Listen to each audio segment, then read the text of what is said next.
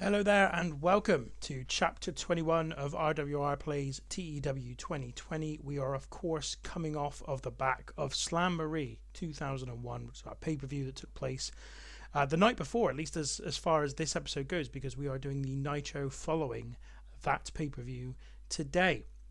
For those who haven't been familiar with this series up to this point, we are playing as Eric Bischoff, who is running WCW as if Fusion Media Ventures bought WCW in 2001 from under the noses of WWE, and we have an alternative timeline as a consequence. And forgive me, I've got a little bit of a frog in my throat, so I may be a little bit more gravelly than I am ordinarily today.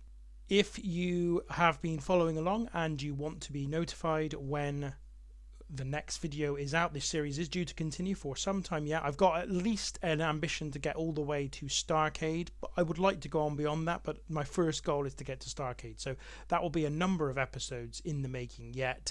And if you want to be able to follow along, give us a subscribe, and that will really help us and the channel, and also, as I say, help you keep up to date with what's going on in this alternative WCW. A little bit of a recap, first of all, of what took place at Slamboree. Of course, the best pay-per-view that we've managed to put on to this point. Scott Steiner defeating Ric Flair in the main event was an 87 rated match, which is the best match we've had so far. We also had a really good tag team title match as Totally Buff defeated the Insiders in a match where Kevin Nash walked out his partner DDP when DDP didn't tag him at a key moment in that match. Bill Goldberg defeated Shane Douglas in a cage match, and also Curt Hennig going to a time limit draw with Lance Storm. The Booker T Jeff Jarrett World Heavyweight title match was a slight bit of a disappointment, only getting a 67 rating, but ultimately the match ended when Booker T defeated Jeff Jarrett, but because during the match the referee had to be replaced because they'd been knocked down. After the match, Mike Sanders came out and said that in the contract for the match, the referee had to remain. It had to be Charles Robinson who was the referee for the match, and if for any reason he was no longer the referee, the match would have to restart. It then did restart, and Jeff Jarrett then won by disqualification over Booker T, where Booker T hit Jarrett with a chair and the referee caught him doing it. One additional thing that happened at Slamboree as well was the FBI defeating Kidman and Rey Mysterio Jr. to win the WCW Cruiserweight Tag Team titles. Another decent match there, and the FBI win those belts. So some titles changed hands. So yeah, really happy with Slamboree. The best show, as I said, that we've managed to put on so far. And we move on to this week's TV taping of Nitro and Saturday Night following Slamboree. And so we are in the Stockton Civic Auditorium in California for this week's TV taping, and we start with a dark match. It's the American Mavericks defeating Lash LaRue and Jason Jett in 8 minutes and 1 second when Chris Harris pins Jason Jett. Segment rating here of 38, and Chris Harris and James Storm both are 33. Jason Jett and Lash LaRue around about the same. Decent little opener, and this was really there just to warm up the crowd prior to Nitro properly starting off. Before the opening package, however, aired, there was a video recap of the events of Slamboree. The video shows all the things I've just mentioned: Curt Hennig and Lance Storm going to a time limit, the FBI winning the Cruiserweight titles, Bill Goldberg defeated Shane Douglas, Kevin Nash abandoning DDP in the middle of their tag team title match against Totally Buff, Nick Patrick having to replace Charles Robinson in the world title match, and then Booker T pinning Jeff Jarrett, Booker being told by Mike Sanders that a clause in the contract meant that the match had to continue, and then Jarrett winning the restarted match by DQ. Rick Steiner hitting Sting with a piece of the cage from earlier in the night, and then Scott Steiner winning his match with Ric Flair with a Steiner recliner after Rick Steiner had hit Flair in the back with a steel chair. This got a segment rating of 71, obviously featuring most of the overstars in the company, and was a pretty good start to Nitro. Then we had Mike Tenay and Jerry Lawler at ringside welcoming us to the show and announcing that the Lethal Lottery will take place in 4 weeks' time. Mike Tenay explained that the Lethal Lottery would be a 2-night tag team tournament where each round the teams would be drawn at random, with the winning teams going through to the next round and facing another random drawing until we're down to just 4 men. Those 4 men will then do battle in a 4-way match, with the winner receiving a WCW World Title shot at Halloween Havoc. And the Lethal Lottery, as I said, would take place over 2 nights. The first night would be on the Saturday and the second on the Sunday. Mike Tenay then runs down the card that WCW has in store tonight. The main event will see Sting take on Rick Steiner, a match booked earlier today once it was clear Sting would be medically cleared for action. Lawler then says that also Bill Goldberg will go one-on-one with Bryan Clark in what should be the final piece of business Goldberg has with the franchise players.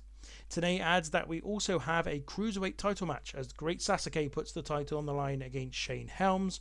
Lawler says we also have a massive 6-man tag action as Booker T joins the European Union to face all 3 members of the Jarrett administration.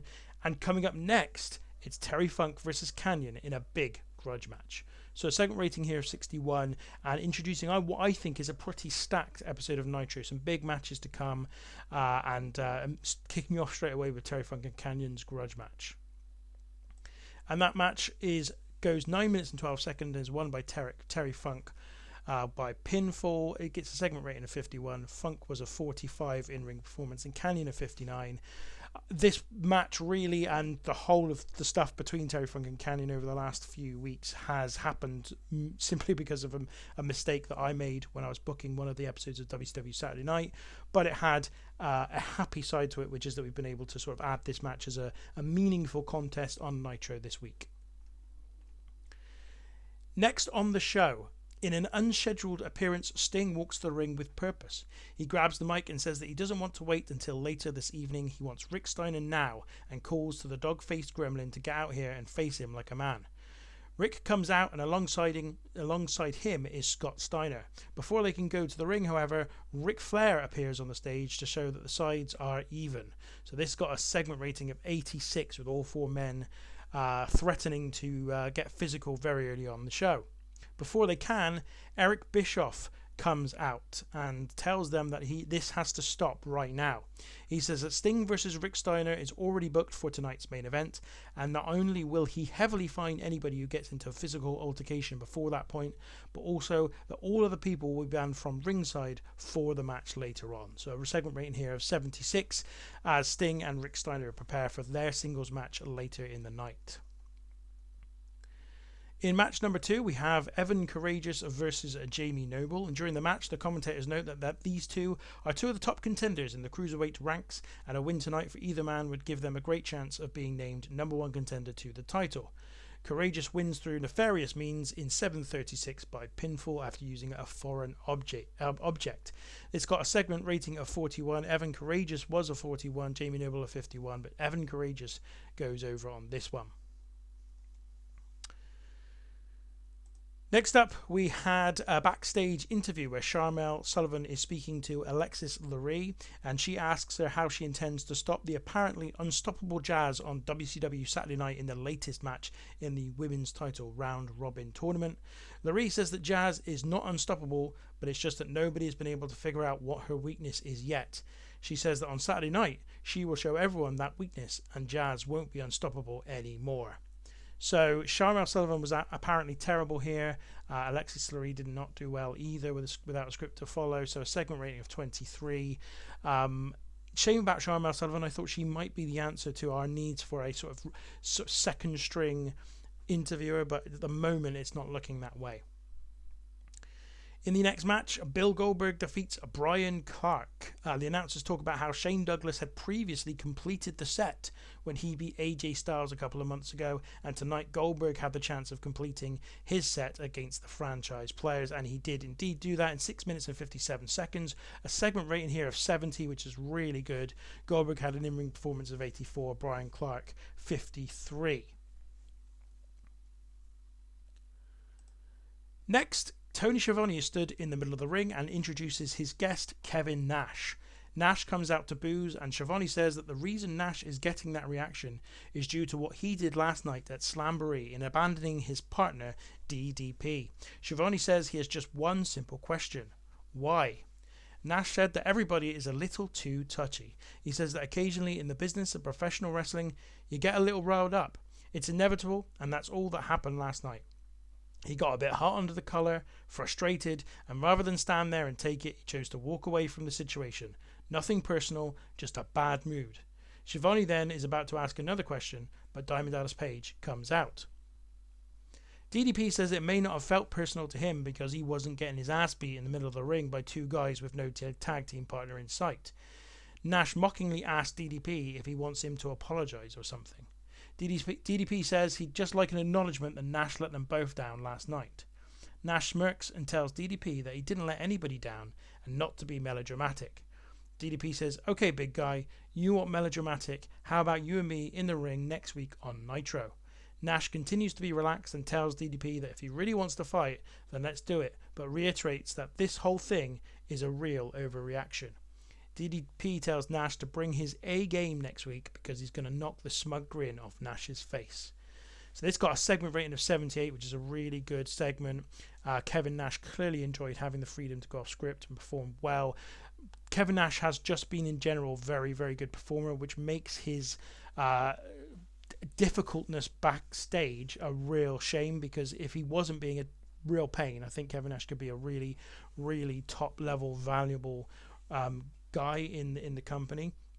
And whatever the case though, we have set up the main event of next week's episode of Nitro, which will see DDP take on Kevin Nash.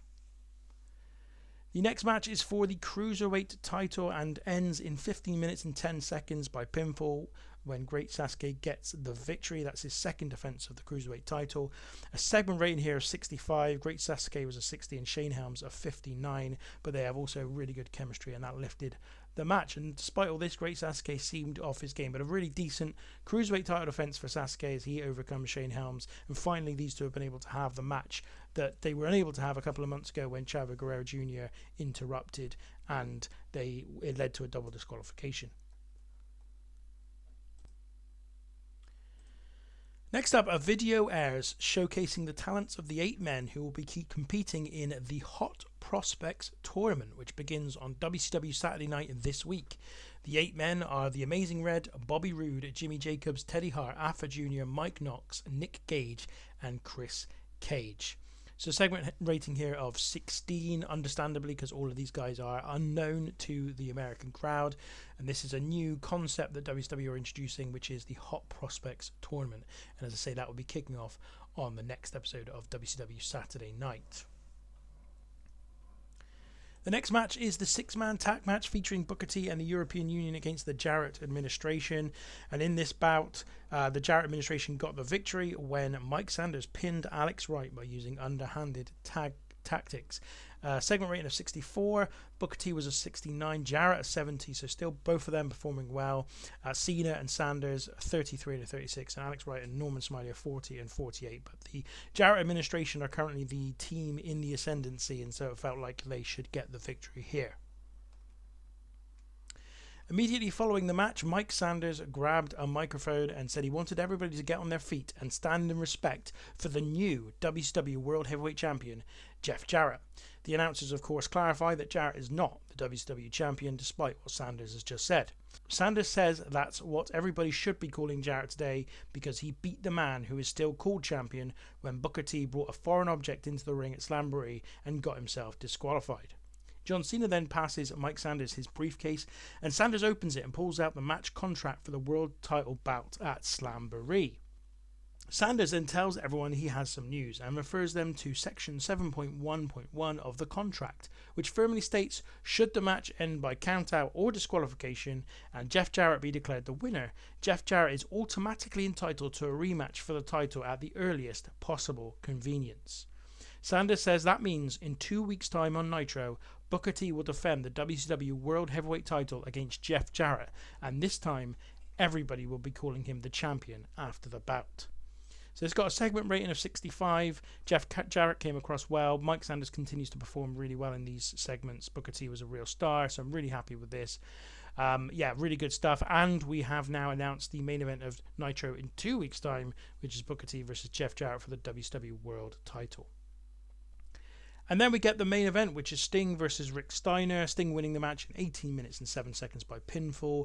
A segment rating of 69. Sting had an in-ring performance of 77. Rick Steiner a 64. A decent main event singles match to finish off Nitro this particular week.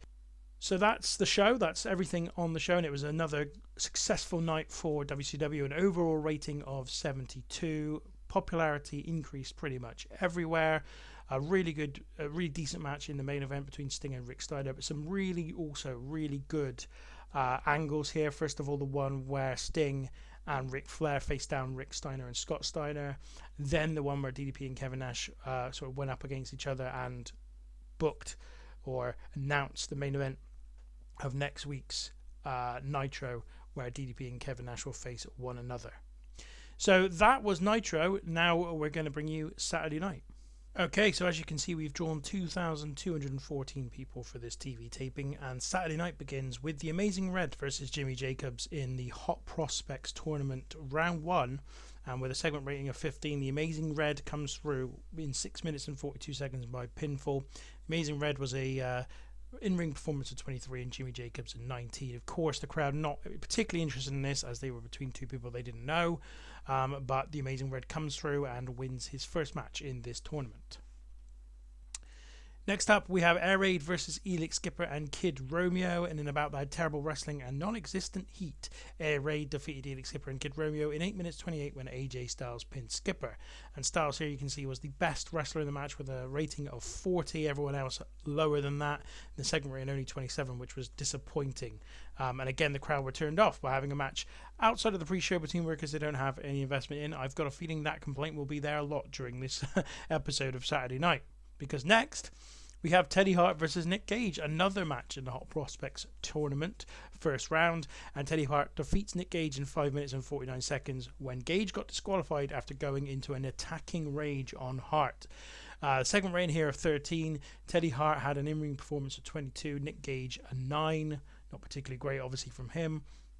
Teddy Hart progresses through to the semi-final of the tournament, and after the match, officials have to come down and force Nick Gage backstage as he continues to be in that rage. So second rating of 5.